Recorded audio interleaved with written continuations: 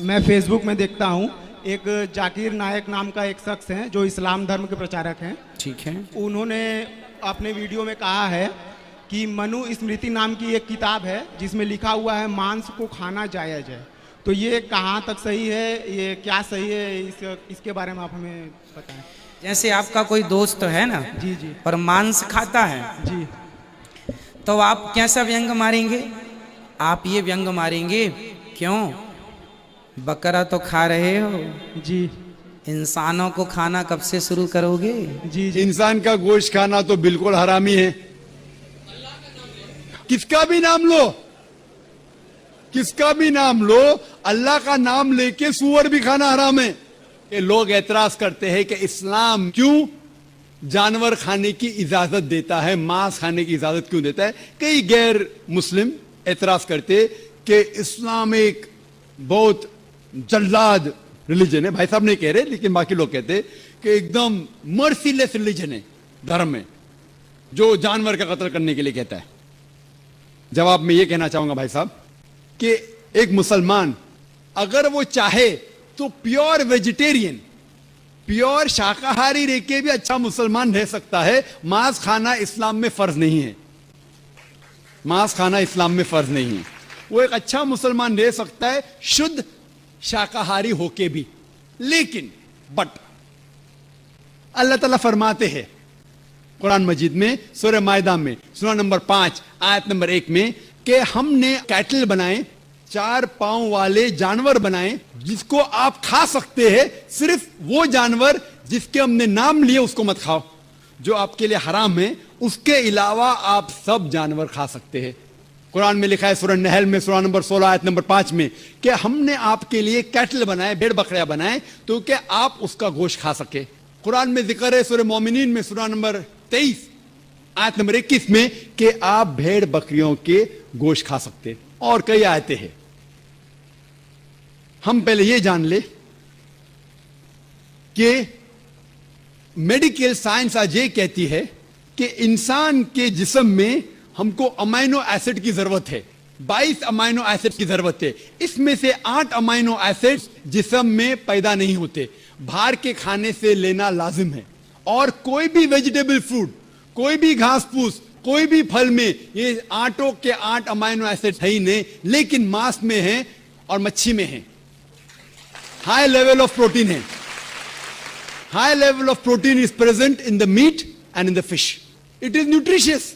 Vitamin K है और iron भी है। अगर आप देखेंगे, अगर आप तहकीक करेंगे कि जो जानवर जो सिर्फ घास फूस खाते हैं, मिसाल के तौर पे गाय, भेड़, बकरी, उनके दांत को आप देखेंगे, उनके दांत चपटे हैं। हर्बीवोरस सेट ऑफ टीथ, वो सिर्फ घास खा सकते, मांस खा ही नहीं सकते। अगर आप उन जानवरों के दांत देखेंगे जो मांस खाते हैं, carnivorous animal like tiger, leopard, lion, शेर, शेर बब्बर, चीता, इनके दांत देखेंगे तो इनके नोकीले दांत है, कैनाइन सेट ऑफ टीथ। वो सिर्फ मांस खाते, घास फूस खा ही नहीं सकते। अगर आप जाके आईने में और हम लोग जाके आईने में देखेंगे अपने दांत, इंसान के दांत चपटे भी है, नोकीले भी है। अगर खुदा चाहता था,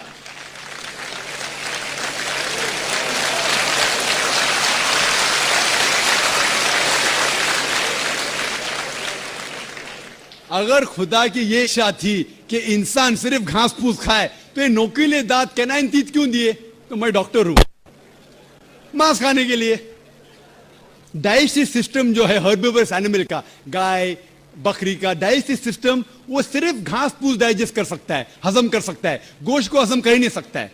आप अगर शेर, चीता, शेर बब्बर का डाइजेस्टिव सिस्टम देखेंगे, वो घास फूस हजम कर ही नहीं सकता है, सिर्फ गोश्त हजम कर सकता है। हम इंसानों का डाइजेस्टिव सिस्टम अल्लाह सुब्हानहू व तआला ने इस तरीके से बनाया कि घास फूस भी हजम कर सकता है, गोश्त भी। तो हम घास फूस भी खा सकते हैं, गोश्त भी खा सकते हैं। और आप देखेंगे कि बहुत से लोगों को गलत फहमी है कि हिंदू मजहब में, हिंदू धर्म में गोश्त खाना हराम है। यह बिल्कुल गलत फहमी है।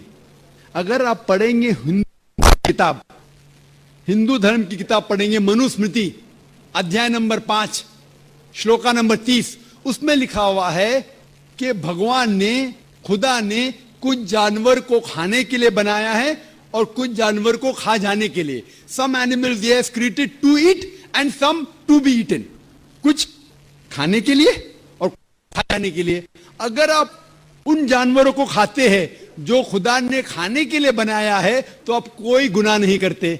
मनुस्मृति अध्याय 5 श्लोक का नंबर 30। आगे आप पढ़ेंगे मनुस्मृति अध्याय 5 श्लोक का नंबर 31 में लिखा हुआ है कि अगर आप जानवर का कत्ल करते हैं पूजा के लिए तो आप कोई गुनाह नहीं कर रहे। आगे पढ़ेंगे मनुस्मृति अध्याय नंबर 5 श्लोका नंबर 39 और 40।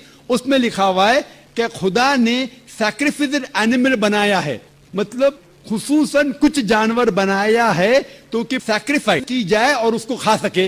अगर आप उस जानवर का कत्ल करते हैं सैक्रिफाइस के लिए और खाते हैं जो अल्लाह ताला ने भगवान ने बनाया है तो आप कोई गुनाह नहीं करते। ऋग्वेद में है कि आप खा सकते हैं। ऋग्वेद में यह भी लिखा है कि आप भैंस खा सकते हैं, आप गाय खा सकते हैं। कितने श्लोक के मैं हवाला दे सकता हूं। अगर आप पढ़ेंगे महाभारत, देखो ऋग्वेद तो बहुत कम हिंदू लोग ने पढ़ा है, लेकिन महाभारत तो आप जानते होंगे, सुना होगा। महाभारत पढ़ेंगे अनुशासन पर्व चैप्टर नंबर 88।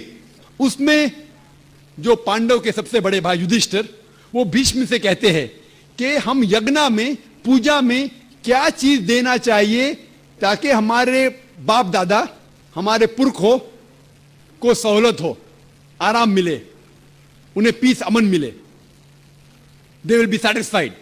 तो भीष्म कहते हैं कि यज्ञ में पूजा में अगर आप वेजिटेबल्स देंगे, घास फूस फल चावल देंगे तो हमारे बाप दादा हमारे पुरखों 1 महीने तक संतुष्ट रहेंगे।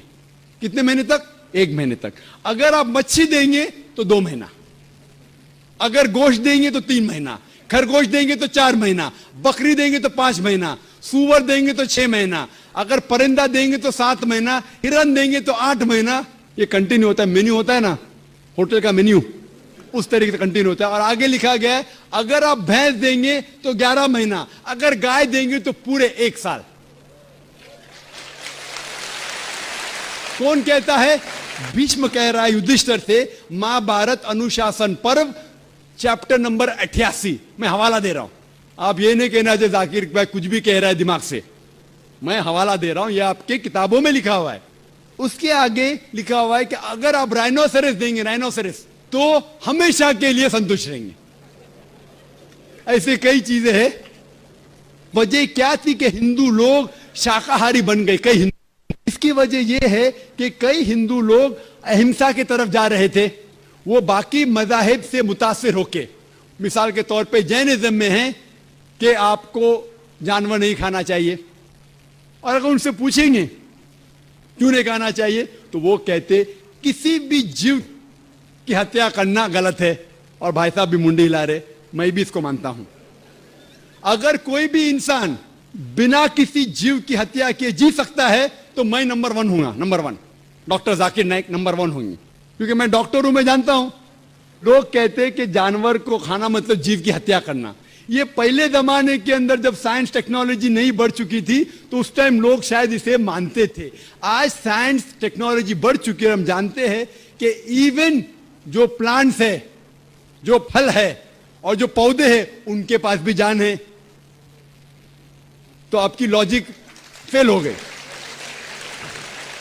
अभी जब हमें यह पता चला कि पेड़ पौधे और फल की भी जान है तो लॉजिक में जरा तब्दीली आ गई। अभी लोग कहते हैं हमें पता है कि पेड़ पौधे की जान है, लेकिन पेड़ पौधे को दर्द का एहसास नहीं होता। ठीक है भाई, ये पहले की बात है। आज साइंस बढ़ चुकी है, हम जानते हैं कि पेड़ पौधे को भी दर्द होता है। वो हंस भी सकते, वो रो भी सकते, उनको भी दर्द होता है। लेकिन ये अलग बात है कि वो जब चिल्लाते हैं उनकी चीख हमारे कानों तक सुनाई नहीं देती, क्योंकि इंसान सिर्फ 20 साइकिल से लेके 20,000 साइकिल पर सेकंड तक सुन सकता है। इसके ऊपर इसके नीचे इंसान सुन नहीं सकता। क्योंकि हम पेड़ पौधे की चीख नहीं सुन सकते उसका मतलब यही नहीं कि हम उनकी हत्या कर सकते। एक शख्स था जो मुझसे बहुत बहस कर रहा था। वो जाकिर भाई, मैं मानता हूं कि पेड़ पौधे की जान है, पेड़ पौधे को दर्द होता है, लेकिन ये जानवर के 5 सेंसेस है, 5 समझ है, ये पेड़ पौधे के 2 या 3 कम है। सिर्फ 3 सेंसेस है। तो इसीलिए जानवर को कत्ल करना बड़ा गुनाह है, पेड़ पौधे को कत्ल करना कम गुनाह है। तो मैंने कहा कि मिसाल के तौर पे बहस के लिए मान लो आप सही है, फॉर सेक ऑफ आर्ग्यूमेंट, बहस के तौर पे मान लो आप सही है। तो मैंने उनसे कहा आपका अगर भाई पैदा होता है गूंगा और बहरा, 2 सेंसेस लेस, ना वो सुन सकता है ना बोल सकता है, उसके बाद अगर वो बड़ा होने के बाद कोई आके उसका कत्ल करता है तो आप जाके जज से कहेंगे मी लॉर्ड कातिल को कम सजा दो क्योंकि मेरे भाई के 2 सेंसेस कम थे।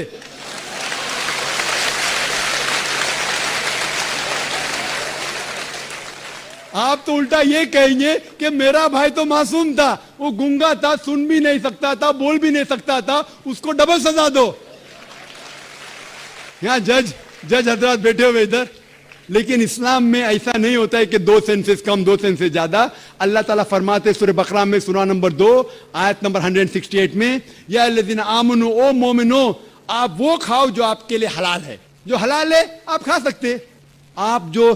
आप जो सांस ले रहे भाई साहब, सांस ले रहे, आपको पता है कि millions of germs are dying. ये जरासीम जो आप सांस लेके उनको भी जान है, आप अगर 5 मिनट तक सांस नहीं लेंगे आप मर जाएंगे। हर मिनट में आप हत्या कर रहे हैं, आपको पता है। लेकिन ये जो जानवर है, पेड़ पौधे है, जरासीम है, ये आलमी भाईचारे में नहीं आते, इनका कत्ल करना आम तौर से हराम है। लेकिन अगर आपको जीने के लिए इनका कत्ल करते हैं अल्लाह का नाम लेते हुए कि हम इनको कत्ल कर रहे हैं, तो ये गुनाह नहीं है। लेकिन सिर्फ हमारे निशानेबाजी के लिए अगर मैं कोई जानवर का कत्ल करता हूं वो हराम है, लेकिन खाने के लिए अगर मैं जानवर का कत्ल करता हूं या पेड़ पौधे काटता हूं खाने के लिए, तो ये इस्लाम में इजाजत है। जो जानवर की इजाजत है, जो जानवर हलाल है, उसको आप काट सकते हैं खाने के लिए, बाजी के लिए। तो आप देखेंगे आम हिंदू के जो है ना आलमी भाईचारे, उसके अंदर पेड़ पौधे भी आपके भाई है, जानवर भी भाई, जो इस्लाम में नहीं। इस्लाम में आलमी भाईचारे के लिए हर इंसान आपका भाई है, भले अमेरिका में हो, इंडिया में हो, यूके में हो, काला हो, गोरा हो, वो आपका भाई है। लेकिन जानवर आपके भाई नहीं है, लेकिन जानवर का भी हुकूक कुरान और हदीस में दिया गया है। लेकिन जो जानवर की इजाजत दी गई है खाने के लिए, उनको हम खा सकते। होप ये जवाब आपके लिए काफी है। आपने ये कहा कि पेड़ पौधों को यदि हम खाते हैं तो कुछ सुनाई देने की आपने बात कही थी, लेकिन हम ऐसा तो कर ही सकते हैं, जिन बच्चों की हमें चीख या किसी भी चीख सुनाई दे रही है उसको रोने से रोक सकते हैं। दूसरा, जो चाइना में नवजात शिशु खाए जाते हैं, यदि कोई इस्लाम धर्म का अनुयायी उनका अल्लाह का नाम लेकर यदि खाता है तो क्या ये उचित है वहां खाए जाते हैं? इस्लाम में इस तरीके की इजाजत है? भाई साहब ने सवाल किया कि क्योंकि बच्चों की जो चीख सुनाई देती, तुम चुप कर ले, सुनाई नहीं दे तो क्या करेंगे? और उन्हें सवाल पूछा कि चाइना में बच्चों का गोश्त खाया जाता है, वो बिल्कुल हराम है। जैसा मैंने कहा, सिर्फ उन जानवर जिनकी इजाजत है वो जानवर का गोश्त आप खा सकते। इंसान का गोश्त खाना तो बिल्कुल हरामी है। किसका भी नाम लो, किसका भी नाम लो, अल्लाह का नाम लेके सूअर भी खाना हराम है। जो जानवर की इजाजत है वो ही जानवर खा सकते हैं, और कोई भी जानवर ने, भले आप अल्लाह का नाम लो या ना लो, अल्लाह ने जब इजाजत दी नहीं तो नाम लेके क्या फायदा। और आपका जो पहला सवाल था कि बच्चों की चीख सुनाई देती तो चुप करते हैं, नहीं सुनाई दी तो क्या करेंगे? अगर बच्चा गूंगा है तो क्या करेंगे? आप उसको दूध नहीं देंगे? क्या करेंगे आप? और उसको तवज्जो देंगे कि उसकी चीख सुनाई नहीं देती तो इसीलिए मैं और तवज्जो दूंगा कि दूध टाइम पे मिले। वो जिसको चीख सुनाई देती है, दूध नहीं मिला तो रोएगा, तो मुझे मालूम पड़ेगा। तो माँ गूंगे बच्चों की और तवज्जो करेंगे, इसीलिए आपको पेड़ पौधे की तवज्जो और देना चाहिए, क्योंकि आपको चीख सुनाई नहीं देती।